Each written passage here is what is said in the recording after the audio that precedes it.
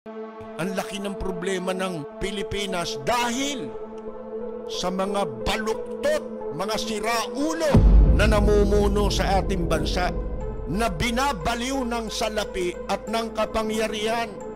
Yan ang mga baliw. Rapid fire!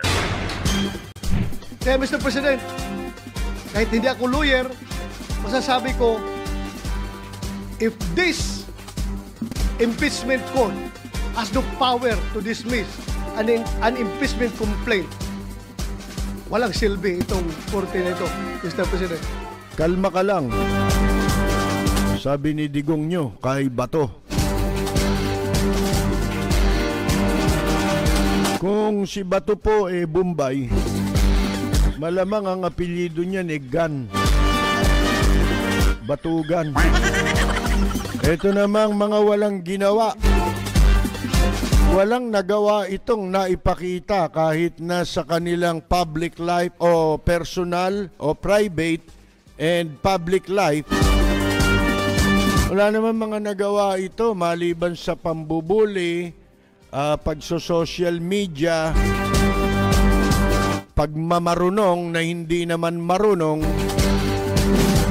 Ayan, umani ng katakot-takot na batikos itong si Boy Silly. Kami ang Duterte kami. Di ba malinaw naman siguro yun. Kahit sunugin mo ako dito, mga ngamoy Rodrigo Roa Duterte ako, di ba? Ayawan na talaga ito. Wala lang tayo magagawa dahil kwan ito mga kaibigan nagkaroon ng conspiracy na mailuklok sila. Ano ba gagawin niyan? Boboto lang yan. Sa kung ano ang iuutos sa kanila. Yun lang ang gagawin niyan Susunod sa mag-uutos sa kanila. Doon sa pinagkakautangan nila ng law, hindi kayo yun. Huwag kayong maniwala na binoto nyo yan, kaya nanalo. Niniwala kayo sa sarili nyo. Ilang taon na ba kayo? Hanggang ngayon naniniwala pa kayo sa Encantada.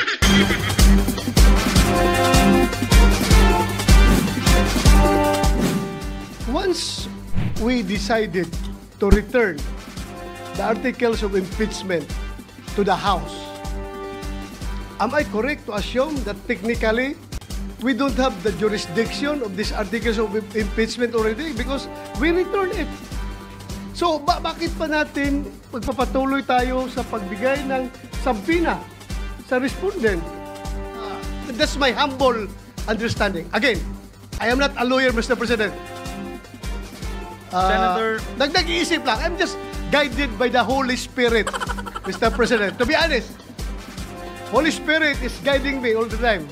Thank you, Mr. President. Mr. Presiding Officer.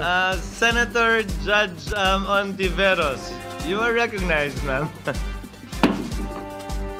Mr. Presiding Officer, yung kasasabing wala ng jurisdiction ang impeachment trial court na ito, yan ay pag-amin, yan ay pagsisinungaling dun sa phrase, sa pinagbotohang motion kani-kanina lang na without dismissing or terminating the complaint.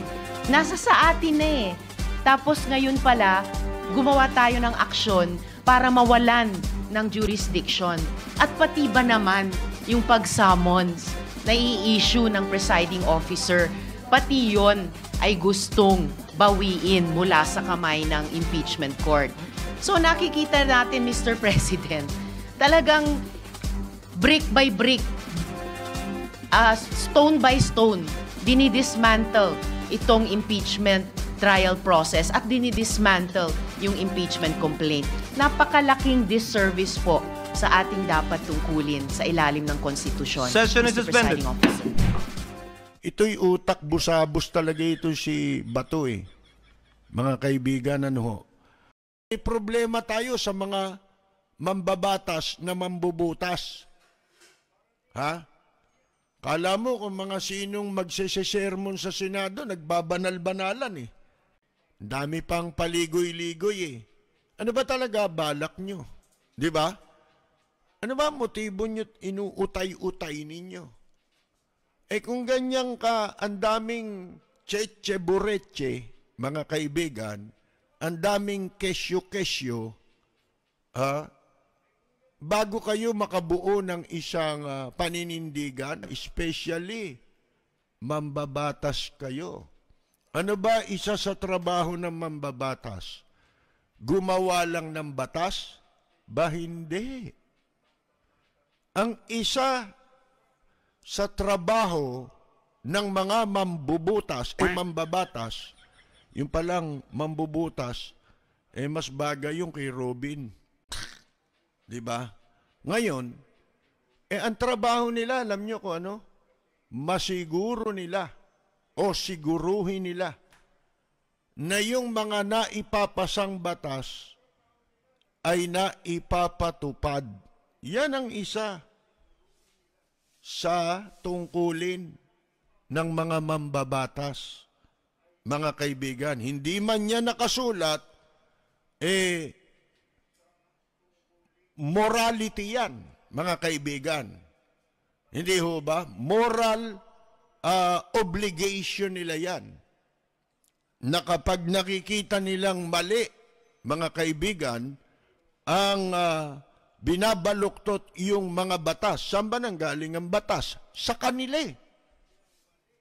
Hindi ho ba? Kasi sila ang gumawa ng batas.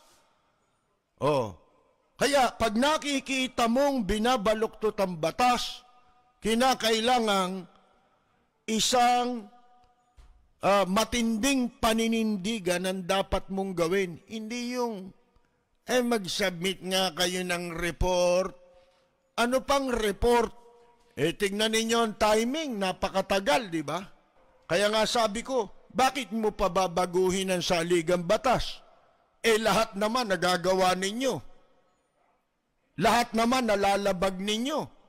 Ultimong ang saligang batas, tahasan ninyong nilalabag.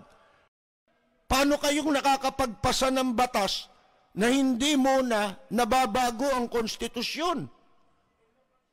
Yun ho mga kaibigan ang laki ng problema ng Pilipinas dahil sa mga baluktot, mga siraulo na namumuno sa ating bansa, mga kaibigan, na binabaliw ng salapi at ng kapangyarihan.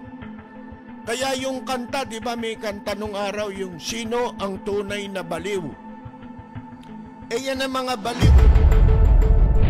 Baliw sa kapangyarihan. Baliw sa kwarta, mga kaibigan. Bagay, nasa Biblia yan Talagang mawawalan ng katarungan Sisirain, pagdating ng araw, masisira ulo ng mga nagpapataw ng katarungan. Kasi mawawala yung katarungan, mga kaibigan. Nangyayari yan. Kaya kung nangyayari yan, demonyo gumagawa niyan.